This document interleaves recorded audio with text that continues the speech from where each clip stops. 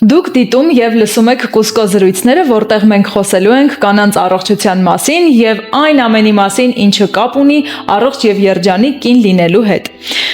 Մեր առաջին էպիզոդն է այսօր եւ իմ հյուրն է Վիկտորիա Սադոյանը, կրծքով կերակրման խորհրդատու։ Որակավորված։ Բարև ձեզ Վիկտորիա։ Ողջույն Լաուրա ջան։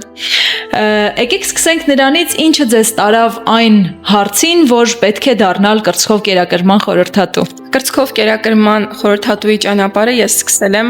մայրության ճանապարհից, այսպես ասած, քանի որ լինելով մայր, ով ցանկանում էր իր երեխայի առողջության մասին նախապես մտածել, շատ էի կարդում, շատ էի պատրաստվում հղիությանը, ծննդաբերությանը եւ հասկանալով թե ինչ բաց է այս կրծքով կերակրման թեման եւ ինչպես են կանայք ապակողմնորոշվում այս հարցում, որոշեցի որակավորվել որպես կրծքով կերակրման մասնագետ եւ մայրիկներին օգնել հաղթահարելու կրծքով կերակրման հետ կապված ցանկացած խնդիր, դրանով իսկ ապահովելով երեխաների համար առողջ եւ խաղաղ մանկություն։ Որպես փորձառությունն անցած կին, կասեք ինձ, ծննդաբերությունն ավելի դժվար, թե հետծննդաբերական շրջանը։ Իմ պարագայում ինձ դժվար է տրվել ծննդաբերությունը, քանի որ արհեստական ցավերով ես ծննդաբերեցի, ինչը ինձ համար հետո գիտակցեցի, որ ոչ ցանկալի երևույթ էր,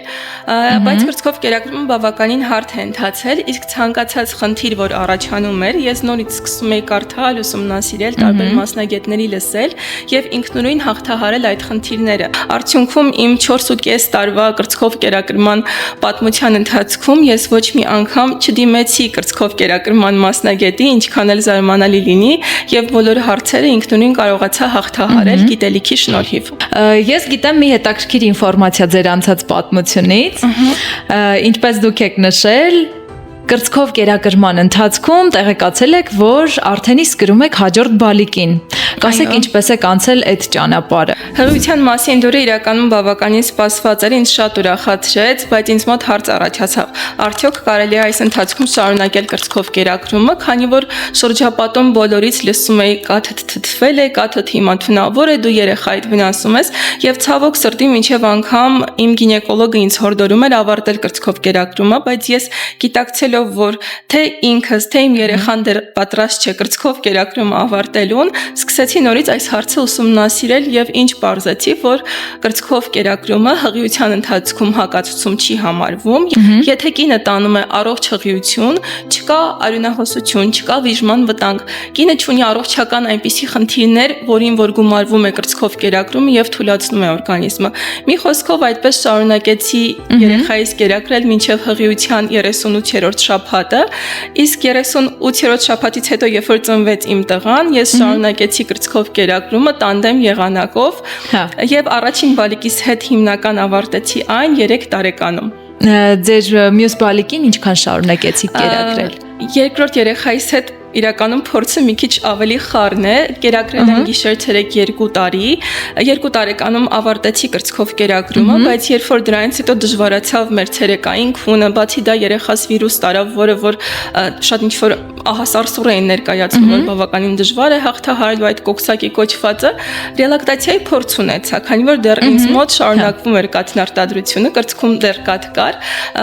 վերականգնեցի կրծքով կերակրումը եւ այդպես մոտ 2-3 ամիս շարունակ կերակրեցի, հետո նորից ավարտեցինք ու հասկացա, որ ամեն անգամ երբ որ իմ երեխան հիվանդանում է, կարելի է ուղղակի նրան մոտեցնել կրծքին, կերակրել 7 օրով, 10 օրով, 14 օրով, արդյունքում այդպես եկանք հասանք մինչեւ 27-28 ամսական եւ այլևս չեմ կերակրում։ Շատ հետաքրքիր փորձ եք նկարագրում եւ շատ լավ է, որ դրա միջով ինքներդ եք անցել։ Ուրեմն հերքում ենք առաջին միֆը, որ եթե կա հղիություն եւ մայրը կերակրող մայրիկ է, պետք է ռիսկերը հաշվի առնել եւ հետագայում թույլ տալ։ Եթե ռիսկ չկա, կինը հանգիստ կերակրի իր բալիկին մինչեւ հաջորդին ունենալը, անգամ հետագայում շարունակի եւ նորածնին եւ իր մեծ բալիկի կերակրումը։ Հիմա անցնենք առաջ։ Գիտեք, չէ, մեզ ասում են, որ բալիկին պետքա կերակրել 2-3 ժամը մեկ։ Եթե քնածա քիթիկին կտացրեք, արտնացրեք, թող ուտի, ինքը պարտադիր պիտի ուտի, որ քաշ հավաքի։ Կասեք, այս process-ը ոնց է պետք անել։ Ժամով կերակրման հետ համամիտ չեմ, երեխաներին պետք է կերակրել ըստ պահանջի, քանի որ մենք չգիտենք, որ պահին է մեր նորածինը սոված, որ պահին է ծարավ, որ պահին է անհանգստացած, որ պահին ուղակի ունի կարիք ծծելու ռեֆլեքսը հանգստացնելու մայրիկի գրկում հայտնվելու։ Դրա համար երեխաներին կերակրում ենք ըստ պահանջի, առանց ժամի ու ժամանակի չենք սահմանափակում կերակրումները, քանի որ հաճախակի կերակրումներով մեզ մոտ կաթնարտադրությունը միշտ գտնվում է ակտիվ վիճակում։ Մենք ինչքան միջակայքերը երկարաձգում ենք, այդքան մեր օրգանիզմը սկսում է ավելի քիչ կաթ արտադրել, մտածելով, որ եթե երեխան ենթադրենք 3-4 ժամ չի կերել, նշանակում է այս կաթը, որը ես արտադրում եմ, ավել է, հա, նշանակում է այս կաթը, որը ես արտադրում եմ, չափից շատ է, եւ ես պետք է արդեն սկսեմ արտազատել սպիտակուց, որ պետք է ճնշի կաթնարտադրությունը։ Արդյունքում եւ մեր երեխան է թեր սնվում, եւ կաթնարտադրությունն է մայրիկի մոտ ճնշվում, երեխային պետք է կերակրել հաճախակի եւ ըստ պահանջի, եւ այդ կերակրումները կարող են լինել քաոտիկ 30 րոպեն 1 ժամը 1.5 ժամը 1 եւ ոչ ուշ, քան 2.5-3 ժամն է։ Դա արդեն կարմիր գիծ է, որ երեխայի քիթիկին պետք է կտկտացնել, պետք է նրան արթնացնել եւ մոտեցնել կրծքին։ Այստեղ էլ փաստորեն բացառեցինք այն միֆը, որ պետքա զարթուցիչային 2-3 ժամը 1 կերակրում։ Պետքա հաշվի առնել ըստ պահանջը, ոչ թե պարտադրել։ Պետք է հաշվի առնել երեխայի պահանջը։ Եթե երեխան կերակրվում է 2-3 ժամը 1, բայց դրան զուգահեռ մենք ունենք լիքը տակդիրներ, նորմալ քաշ, հա, այս դեպքում կարելի է պահել 2-3 ժամը 1 կերակրում, բայց եթե այդ մինչև 2-3 ժամը լրանալը երեխան անընդհատ տստոզում է, նվնվում է, պահանջում է, որ իրեն գրկեն ու կերակրել, բնականաբար պետք չի նրան ծծակով լրացնել, ասել սպասի, դեռ 2-3 ժամը չի լրացել։ Լավ, հիմա այստեղից անցում կատարենք այդ ծծակ եւ շիշ process-ին։ Ահա։ Ինչպես են դրանք ազդում երեխայի ատամների կծվածքի եւ կուրծք բռնելու որակի վրա։ Երեխաներին, երբ որ մենք հետ ծննդյան առաջին ժամերից սկսած առաջարկում ենք ծծակ եւ շիշ, երեխան չի հասկանում, թե ինչպես պետք է կրծքի հետ ճիշտ աշխատել, քանի որ ծծակի դեպքում երեխան աշխատեցնում է ընդհանրապես 4 մկան, իսկ կուրծք ուտելու ժամանակ ինքը պետք է մոտ 40+ մկաններ աշխատացնի, ստորին ծնոտը ճիշտ աշխատացնի, լեզվով ալիքաձև շարժումներ կատարի, որպեսզի կաթը կրծքից դուրս գա։ Ծծակի դեպքում կաթը շատ հեշտությամբ, շշի ծծակի մասին է խոսքը, շատ հեշտությամբ հոսում է երեխայի բերանում, եւ հետո երեխան նույնը փորձում է անել մայրիկի կրծքի հետ, բնականաբար կաթիկ չի ստանում, սկսում են բարկանալ, ջղայնանալ, մայրիկն էլ ով հատկապես առաջնածին է, խուճապահար մտածում է, որ վայ, երեխաս կրծքից հրաժարվեց, երեխաս չի ցանկանում իմ կաթը ուտել, արագ պատրաստում է կաթնախառնուրդը, լավագույն դեպքում կուրծքը կթում է եւ կթած կաթիկով է կերակրում եւ այսպես աստիճանաբար կինը սկսում է չկերակրել կրծքով, որովհետեւ նույն կթիչով մենք չենք կարողանում կաթնարտադրությունը լիարժեք պահպանել, հատկապես եթե լավ ընտրված կթիչ չէ։ Եվ կամաց կթած կաթի քանակը նվազում է, կաթնախառնուրդի քանակը շատանում է, երեխան արդեն սովորում է այդ հեշտությանը եւ ստացվում է, որ ուղղակի ինքը չի ցանկանում մամայի կուրծքը վերցնել, ծծել, ջանք գործադրել։ Իսկ որ ասում են, ծծակը օգնում է երեխային հանգստանալ։ Այդ հատվածը կասեք, մամաներ կան, որ ասում են, բա ինչ անեմ, ամբողջ օրը պահեմ կրծքիս, որ ինքը հանգստություն զգա, հա անդադ կուրծքը բռնի։ Ունեք այդպիսի փորձ, որ ծծակը հանեք երեխայի կյանքից, որը որ ներմուծված էր։ Իրականում բոլոր մայրիկներին, որոնց ես նախապատրաստում եմ կրծքով կերակրմանը, խորհուրդ եմ տալիս մինչև 3 ամիս ոչ մի տեսակի շիշ ու ծծակ երեխային չառաջարկել եւ սովորել ճանաչել երեխային, ճանաչելով նրան հանգստացնել, հավատացած եղեք, հետո պետք չի գալիս ծծակ, որովհետև մայրիկը երեխային արդեն սկսում է ճանաչել, երեխայի լացը սկսում է տարբերակել։ Իսկ երբ որ ծծակով բալիկին լրացնում ենք, մենք չենք հասկանում։ Բալիկը լացեց, որովհետև փորիկներ ցավում, որովհետև միզարձակման կարիք ուներ, կղազատման կարիք ուներ, կոլիկաներն էին անհանգստացնում, սոված էր, քուններ տանում, ծծակով լրացնում ենք եւ չենք ճանաչում մեր երեխային, ու այդպես շարունակվում է։ Հիմա եկեք տեղափոխվենք հետ ծննդաբերական առաջին ժամի մեջ։ Որոշ հետազոտություններ ասում են 1 ժամվա մեջ պետք է արդեն սկսել կերակրումը եւ անգամ ինքս եմ տեսնում, երբ նոր ծննդաբերությունից հետո արդեն իսկ բալիկի բերանի շարժումները, որ ման է գալիս պտուկը, որպեսզի սկսի իր սնուցումը բնազդաբար, երբ պետք է սկսել նոր ծննդաբերելուց հետո սնուցումը։ Սոնոգրաֆիկ հետազոտությունների ժամանակ նկատած կլինեք, որ երեխաները ողջ ընթացքում բութն են ծծում, այո, նրանք ծնվում են ծծելու շատ ակտիվ ռեֆլեքսով եւ այս ռեֆլեքսը իր պիկին է հասնում ծննդաբերությունից անմիջապես հետո։ Ոսկե ժամի կանոնը պահելը իրականում առաջին հրաշքներից մեկն է, որ կարող է տեղի ունենալ մայրիկի եւ երեխայի միջեւ։ Երեխան ներարգանդային կյանքից հետո հայտնվում է մի միջավայրում, որտեղ իր համար ամեն ինչ խորթ է։ Լույսեր, ձայներ, մարդիկ, աղմուկ, ինչ որ բժշկական մանիպուլյացիաներ, միակ տեղը, որտեղ որ երեխան իրեն ապահով է զգում եւ իրեն ծանոթ է, դա մայրիկի գիրկն է։ Եվ հենց այս առաջին 1 ժամվա ընթացքում, երբ որ մենք երեխային մոտեցնում ենք մայրիկի կրծքին, թույլ ենք տալիս, որ երեխան ինքնուրույն սողալով գնա գտնի ու ծծի կուրծքը, կերակրումը համարում ենք հաջողած, որովհետեւ երեխան առաջին անգամ հասկանում է, թե ոնց պետք է իր ծնունդը հայթայթել։ Իրականում սա շատ ֆանտաստիկ մի բան է, մամայի ու երեխայի համար, պետք է մայրիկը գինեկոլոգի հետ նախապես պայմանավորվածություն ձեռք բերի, եթե չկա ինչ-որ ֆորս մաժորային իրավիճակ, երեխային թողնեն կրծքի վրա, պորտալարը չկտրեն այնքան ժամանակ, քանի դեռ չի դադարել զարկելը, վայելեն այդ մի քանի րոպեն կամ ժամը, ցանկալի առաջին 1 ժամը, հետո նոր արդեն անցնել մնացած ամեն ինչին։ Սա հաջողելու է կրծքով կերակրումը։ Ես բախտ ունեմ, իմ ղեկավարը միշտ որ բալիկը ծնվում է, դնում ենք մամայի կրծքին, սպասում ենք այնքան, մինչև ընկերքը դուրս կգա, պորտալարը ամբողջությամբ կթափանցիկանա, նոր կտրում ենք, ու այդ իրոք մեծ էֆեկտ է տալիս, այդ բալիկների մոտ մի քիչ ավելի ուրիշ հանգստություն է, իրանք էլ չեն ղժղժում, երբ որ դնում ենք իրանց այդ մանկական հատվածում։ Շատ հետաքրքիր է, կարելի է ուրեմն այդ 1 ժամը կամաց փորձել ներմուծել։ Այս ընթացքում մայրիկի մոտ սկսում է արտազատվել օքսիտոցին հորմոնը, որը որ սիրո հորմոնն է, եւ այս հորմոնը միաժամանակ կատարում է կաթնամղման ֆունկցիա։ Այսինքն անգամ եթե մայրիկը հետ ծննդաբերական սարսափելի ցավերի մեջ է, անգամ եթե կեսարյան հատմամբ է ծննդաբերել եւ այդ անզգայացումը անցել է, թույլացել է, այս կոնտակտի ժամանակ, երբ որ ինքը առաջին անգամ գրկում է իր սպասված երեխային, տեսնում է նրան, շոյում է, հոտն է զգում, սկսում է այս օքսիտոցինը արտազատվել եւ կաթնամղումը հեշտանում է։ Իսկ եթե կեսարյան հատում է արվում, այդ դեպքում երբ է պետք սկսել կերակրումը։ Կեսարյան հատում թե բնական ծննդաբերություն, ծննդալուծման եղանակներն են ընդհանրապես տարբեր, բայց նույն ծննդաբերությունն է, նույն ֆիզիոլոգիական process-ները կատարվում են մեր օրգանիզմում։ Ընկնում է պրոգեստերոնի մակարդակը, էստրոգենի մակարդակը, սկսում է բարձրանալ պրոլակտինը, այսինքն կաթնարտադրությունը այսպես թե այնպես մեկնարկվում է, որովհետև այս process-ը սկսվել էր դեռ մեր հղիության ընթացքում։ Եվ էական չէ կինը ծննդաբերել է կեսարյան հատմամբ, թե բնական ճանապարհով, ինքը կարող է իր երեխային կերակրել կրծքով։ Ցանկալի է երեխային հնարավորության դեպքում անմիջապես մոտեցնել մայրիկի կրծքին, պահել այդ ոսկե ժամը, եթե հնարավոր է, որpիսի առաջին ամրակցումը, ծծումը, ուղեղին ազդակ տալ է, որ երեխան արդեն ծնվել է, պտուկը գրգռում ենք, ուղեղին ազդակ է գնում, ավելի արագ լինի եւ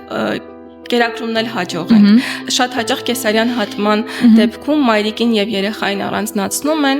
մայրիկը հնարավորություն չի ունենում առաջին 6 ժամերի ընթացքում երեխային կերակրել, երեխային կերակրում են շշով, արդյունքում երեխան սովորում է շիշը ծծելուն, մտածում է, որ դա է իր համար նորմալ, բացի դա, որ չի խթանվում կաթնարտադրությունը, մայրիկի մոտ սկսում է ուշանալ այս process-ը, ու այսպես խնդիրները զնագնդիկի էֆեկտով մեծանում են։ Անկախ նրանից կինը կծննդաբերի կեսարյան հատման ճանապարհով, թե բնական ճանապարհով, պետք է պահանջի, որ հնարավորինս շուտ երեխային մոտեցնեն իրեն, որ առաջին ամրակցումը լինի ճիշտ, երեխան սկսի ազդակ տալ կաթնարտադրության պահանջի համար։ Հիմա ինչ-ինչ պատճառներով, այսպես թե այնպես, հիվանդանոցներում հենց այդպես էլ լինում է, 4-ից 6 ժամ ենք պահում ենք կնոջը, լինում է, որ 1 օր ենք պահում վիրասրահից պոստվիրահատական փուլում երեխայից առանձին։ Արդյոք հնարավոր է վերականգնել այդ շշով կերակրումից հետո կրծքով կերակրման գործընթացը, որպեսզի կինը չհուսահատվի, ինձ մոտ կեսարյան է, ուրեմն անհույս է արդեն լակտացիան։ Չասեմ հնարավոր է վերականգնել, կարող եմ ասել հնարավոր է չխաթարել այս process-ը, որովհետև եթե մենք երեխային կերակրենք այլընտրանքային տարբերակներով, օրինակ գդալիք, ներարկիչ, կերակրման խողովակ եւ չառաջարկենք նրան շիշ, ինքը երբ որ առաջին անգամ հայտնվի մամայի գրկում, մամայի կրծքին մոտ, իր ծծելու ռեֆլեքսը աշխատեցնելու է։ Բայց երբ որ շշով կերակրումից հետո մոտեցնում ենք կրծքին, այստեղ արդեն գալիս է փոքրիկ բունտարը, որ չէ, ինձ ինչ որ ուրիշ բան է առաջարկում, ես իմ շիշն եմ ուզում, բայց վերականգնել միշտ հնարավոր է։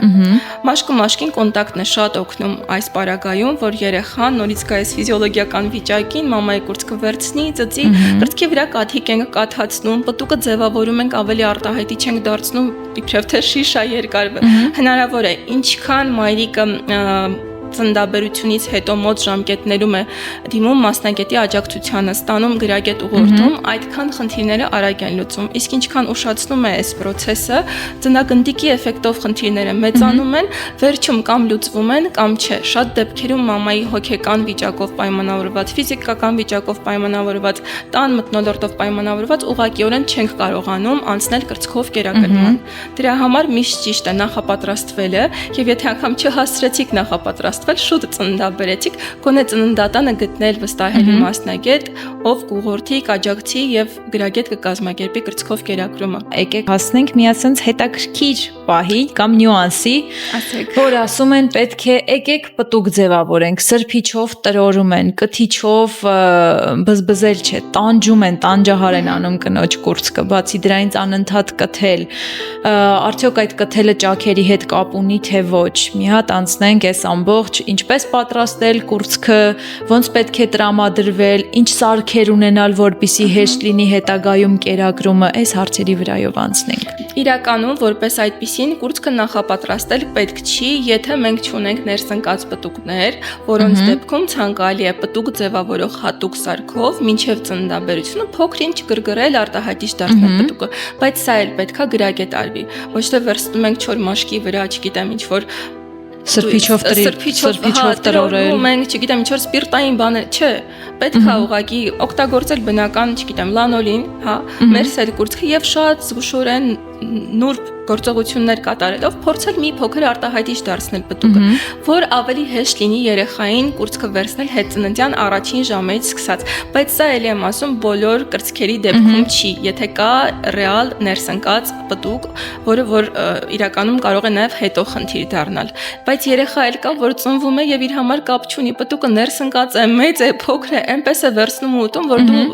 ունենալով մասնագիտական փորձ, հա, ունենալով տարբեր դեպքեր ապշում ես, որ երեխան կարող է այսպես աշխատացնել իր ռեֆլեքսը։ Արդյոք պարտադիր է ծննդատուն գնալիս կթիչ տանել։ Պարտադիր չէ, բայց ցանկալի է մեզ ապահովագրելու համար իրականում, էլի արդեն կեսարյան հատմամբ ենք ծննդաբերել, մեզ ասում են, որ 24 ժամ պետք է երեխային չմոտեցնեք եւ այլն, մաման երբ որ ի վիճակի լինի, կարող է սկսել կթիչով մի փոքր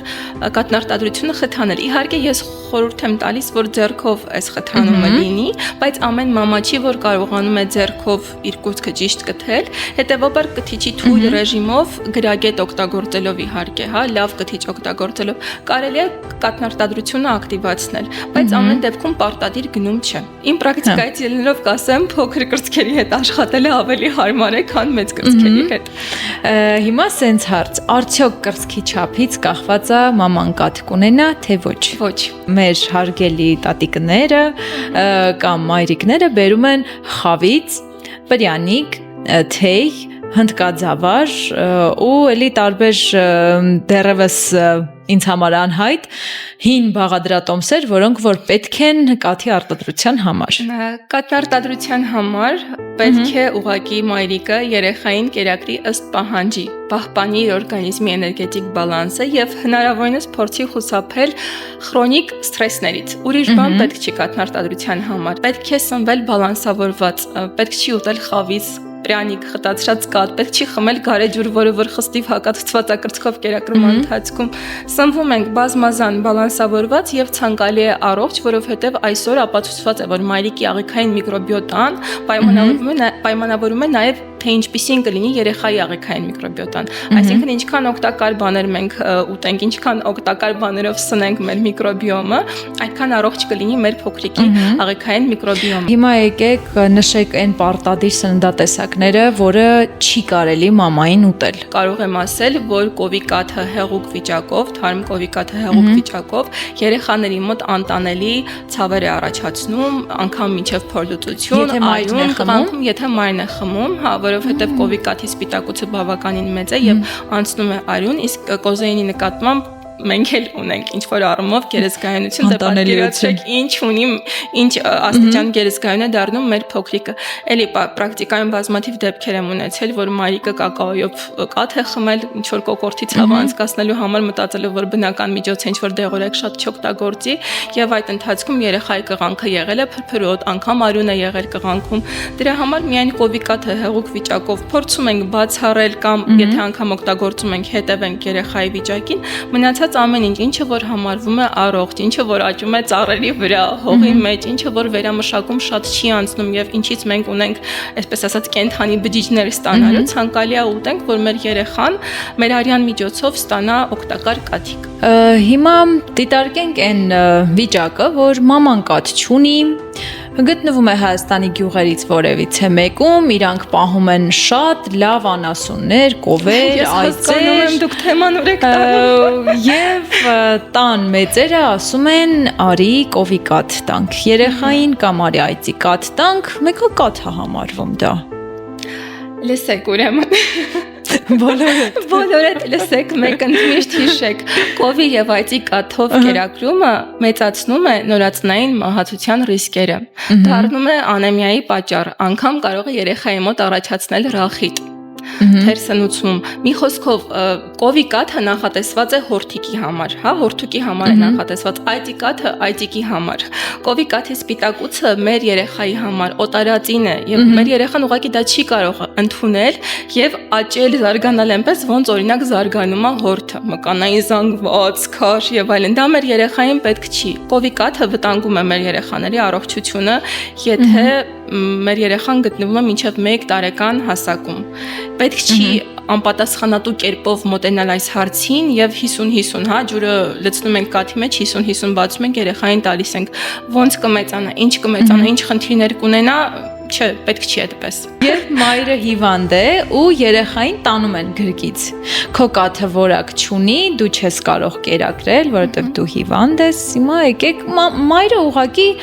հազ ունի, փռշտում է, թեթև ջերմություն ունի։ Կերակրի թե ոչ։ Վիրուսի, անգամ բակտերիալ վարակների դեպքում կնոջ օրգանիզմը արտադրում է հակամարմիններ, որը որ կրծքի կաթի միջոցով փոխանցվում է մեր երեխային։ Երեխան սկսում է արդեն պաշտպանվել եւ շատ հնարավոր է, որ ինքը տվյալ վիրուսը չտանի, հնարավոր է որ տանի, բայց շատ աննշան, ինչ որ մաման նկատի, որ երեխան մի քիչ այնչի չբարթանա, որովհետեւ մենք մեր կրծքի կաթի միջոցով մեր բալիկներին պաշտպանում ենք։ Շատ մայրիկներ նկատած կլինեն, որ հիվանդությունների ժամանակ անգամ կրծքի կաթը փոխվում է, կանաչակապ տավուն, որովհետև այստեղ սկսում են շատանալ հակամարմինները։ Հետևաբար երեխային եւ մայրիկին բաժանել միայն այն պատճառով, որ մայրիկը հիվանդ է, շատ մեծ սխալ է։ Զուտ մայրիկը կարող է այս ընթացքում ավելի հաճախ լվանալ ձեռքերը, եթե երեխան շատ փոքր է, դիմակով կերակրի, դիմանալ շատ չպաճպճել, որ վիրուսը չփոխանցենք, բայց մեր կրծքի կաթի միջոցով մենք մեր երեխային չենք հիվանդացնում, այլ պաշտպանում ենք։ Հիմա եթե սենց հարց, մաման շատ կաթ ունի, ինչպես պահեստավորի այդ կաթը, որ ժամկետը չանցնի,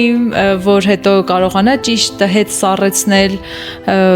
հետ հալեցնել սառեցված կաթը, որպեսզի կերակրի իր բալիկին, արդյոք սենց փորձ ունեք, ճիշտ է թե ոչ։ Իրականում շատ կաթ ունենալու դեպքերը տարբեր են, կա որ մայրիկ իրեն հասցնում է հիպերլակտացիայի, կա որ մայրիկի մոտ բնական կերպով հիպերլակտացիոն վիճակ է, երբ օրգանիզմը արտադրում է ավելի շատ կաթ, քան բալիկը հասցնում է սպառել եւ այս մայրիկը անընդհատ ստիպված է կուրծքը կթել, մերսել, կաթիկը պահեստավորել։ Այս երկրորդ դեպքի հետ պետքա ճիշտ աշխատել, որպեսզի մայրիկը այդ վիճակից դուրս գա, որովհետև շատ կաթ ունենալն էլ մի բան չի։ Քիչ կաթի հետ թե կարողանում ենք աշխատել, խնդիրը լուծել, շատ կաթի դեպքում մայրիկը բավականին երկար ճանապարհ է անցնում, ինչեւ որ այս հիպերլակտացիան իր մոտ կարգավորվի։ Պահեստավորումը իրականում շատ օգնող միջոց է մայրիկների համար, որովհետև շատերը աշխատանքի են վերադառնում, բացակայում են, մարզասրահ են գնում, տանը հաճախ չեն լինում, հա, այնքան հաճախ ինչքան որ պետք է երեխային։ Ինչպես ենք պահեստավորում։ Նախ լվանում ենք ձեռքերը կուրծքը կթելուց առաջ, կթիչը պարտադիր ստերիլիզացնում ենք, լավ լվանում ենք, չորացնում ենք ու սկսում ենք կուրծքը կթել։ Կթում ենք մոտ 10-12 րոպե, ոչ դրանից շատ, որովհետև արդեն դրանից շատը հնարավոր է կրծքագեղձում ցավ եւ անհարմարություն առաջացնի։ Կաթիկը պահեստավորում ենք սառցախցիկում կամ սառնարանում, եթե պլանավորում ենք առաջիկա 3-ից 5 օրերի ընթացքում երեխային տալ։ Իսկ իսկ սառցախցիկում պահեստավորում ենք, եթե պլանավորում ենք օրինակ աշխատանքի վերադառնալ կամ ստեղծել կաթի բանկ ինչ-ինչ նպատակներով։ Սառնարանում կարելի է կաթիկը պահեստավորել 3-ից 5 օր, պահեստավորում ենք հատուկ տարաներով, ցանկալի է դա լինի ապակյա տարա, որովհետև այստեղ բակտերիաները ավելի դանդաղ են զարգանում եւ դնենք սառնարանի հետին պատին, որ դուռը բացել փակելուց ջերմաստիճանի տատանում չլինի։ Իսկ սառցախցիկում պահեստավորում ենք հատուկ թաղանթներով, որոնք որ նախատեսված են հենց կրծքի կաթի պահպանման համար, գրում ենք ամիս-ամսաթիվը, ժամը եւ օգտագործում ենք ըստ դրա։ Այսինքն, եթե մենք ունենք 5 օր առաջ կթած կաթ եւ ունենք այսօրվա կաթ, բնականաբար օգտագործում ենք այդ 5 օր առաջվանը, որ մեր կաթը անիմաստ չկորի։ Եվ ամենահուզող հարցերը կանանց կրծքի ձևի փոփոխություն։ Եթե դու կրծքով կերակրող մայր ես, ուրեմն հետո կուրծքդ կախվելու է, դու տգեղանալու ես ու դառնալու է դատարկ տոպրակ։ Արդյոք դա այդպես է, թե ոչ։ Շատ տհաճ արտահայտություն էր դատարկ տոպրակ։ Իրականում հղիության ընթացքում առհասարակ կնոջ օրգանիզմը, կնոջ մարմինը սկսում է փոփոխվել եւ այդ փոփոխությունները մենք պետք է ընդունենք, որովհետեւ մենք մայր ենք դառնում։ Մենք կատարում ենք աշխարհի ամենաբարդ աշխատանքը, ամենաբարդ գործը։ Մենք մարդ ենք ստեղծում, մեզնից մարդ է դուրս գալիս եւ այո, հնարավոր է, որ մեր մարմինը փոփոխվի եւ այո, հնարավոր է, որ կրծքով կերակրման ժամանակ կուրծքն էլ փոփոխվի, բայց այդ փոփոխությունը սկսում է դեռ հղիության ժամանակ, երբ որ կաթնագեղձի հյուսվածքն է սկսում փոփոխվել, երբ որ կաթնագեղձը սկսում է պատրաստվել կրծքով կերակրմանը։ Ավելին ասեմ, այն կանայք, ովքեր որ կտրուկ միջոցներով անմիջապես ծննդաբերությունից հետո ավարտում են կրծքով կերակրումը, այս կանայք ավելի մեծ շանսեր ունեն կուրծք ունենալու, քան այն կանայք, ովքեր որ աստիճանաբար են դադարեցնում կրծքով կերակրումը, որովհետև կաթնագեղձն էլ աստիճանաբար գալիս է իր հին տեսքին, դիրքին, չափերին, բայց այո, մաշկը որոշակի փոփոխությունների ենթարկվում է։ Դա պայմանավորված է եւ գենետիկայով, եւ տարիքով, եւ կրծքով կերակրման տևողությունից, եւ կրծքով կերակրումը կազմակերպելուց շատ մամաներ կան։ Ինձ այս կողմով է համար, ես միայն այս կողմով կկերակրեմ, գնաց մի կրծքով կերակրում եմ, մյուս կուրծքը մնում է չափերով ավելի փոքր, իսկ մյուս կուրծքը բնականաբար, քանի որ ակտիվ կաթնարտադրությունն է այստեղ ընթացել, չափերով տեսքով փոխվում է։ Կարևորը որ մենք ընդունենք այս փոփոխությունները եւ դրանց հետ հաշտ լինենք, որովհետեւ այս ամենը կատարվել է նրա համար, որ մենք դառնանք մայր։ Հիմա եթե մայրը կատարել է կրծքի վիրահատություն, ունի իմպլանտներ, արդյոք կարող է կերակրել, ունեցել եք այդպիսի պրակտիկա։ Ինքս չեմ ունեցել դեպք, երբ որ մայրիկը իմպլանտով է եղել, բայց այո, նշվում է, որ այն կանայք, ովքեր որ կատարել են կրծքագեղձի վիրահատություն, կարող են երեխաներին կերակրել կրծքով, սա արդեն ինչ որ առումով պայմանավորված է նրանով, թե ինչքան պրոֆեսիոնալ են կատարել կրծքագեղձի վիրահատությունը, որովհետև շատ դեպքերում չասեմ ինչ են անում, արդյունքում մաման զրկվում է կերակրել իր հնարավորությունից կամ կերակրում է մասամբ։ Դրա համար կախված է թե ոնց է անցել վիրահատությունը։ 3 ոսկե կանոն այն մամաների համար, ովքեր որ հիմա բալիկը կրծքին դրած մեզ նայում են ու մտածում են, որ այդ գործը ցավոտ է, իրանց տանջում է, ինչ 3 ոսկե կանոն փոխանցենք իրենց։ Կրծքով կերակրումը ցավի եւ անհարմարության մասին չի։ Եթե ի սկզբանե այն գրագետ է կազմակերպված եւ երեխան ճիշտ ամրակցված է կրծքին, հավատացած եղեք, այս process-ը մամային ցավ չի պատճառում։ Գուցե մի քիչ անհարմար լինի, որովհետեւ մաման 24/7 բալիկից կախյալ վիճակում է գտնվում, բայց ցավ չի լինում, եթե ամեն ինչ գրագետ է կազմակերպված։ Երբ որ երեխան արիոլան վակուում անելու ծծելու փոխարեն ծծում է հենց պտուկը, արդյունքում այստեղից սկսում է թեր սնուցում, ջաքեր, վերքեր, հաճախակի կաթի կանգերի դեպքով կաթնագեղձում բորբոքում ու այսպես շղթայական այս խնդիրները խորանում են։ Դրա համար 1 ոսկե կանոնը, որ կասեմ մայրիկին, պատրաստվեք կրծքով կերակրմանը դեռ հղիության ընթացքում։ Երկրորդ ոսկե կանոնը, որ կուզեմ էլի մայրիկներին փոխանցել, եթե դու առողջ կին ես, չունես առողջական այնպիսի խնդիրներ, որոնք որ ազդում են կաթնարտադրության վրա, երբեք չկասկածես, որ դու չես կարող քո երեխային կերակրել կրծքով, որ քո կաթիկը երեխային չի բավականացնի, որովհետև կաթնարտադրության ողջ սիստեմը պահանջարկ առաջարկ սիստեմն է։ Ինչքան բալիկը ծծեց կուրծքը եւ արդյունավետ ծծեց կուրծքը, այդքան ձեր օրգանիզմը պատրաստ է կաթ արտադրելուն։ Դադարեց ծծել, դադարում ենք կաթ արտադրել։ Եվ երրորդ կանոնը, որ կուզեմ մայրիկին ասել, այն է, որ կրծքով կերակրման ընթացքում եթե ունեք ինչ-որ անհանգստացնող հարցեր, ճիշտ կլինի այս հարցերը քննարկել նեղ մասնագետների հետ, վստահելի կկայամետ մանկաբույժների հետ, քան լսել լսել տատիկ, պապիկների, չգիտեմ, հարևան բարեկամների խորհուրդները, որովհետև հասարակ կրծքի ճաքը կարող է ձեր վիճակը այնքան խորացնել, որ դուք հայտնվեք վիրահատարանում կամ հասարակ կաթի կանգը հասցնել ձեզ կաթնագեղձի բորբոքման, կրծքից հրաժարման։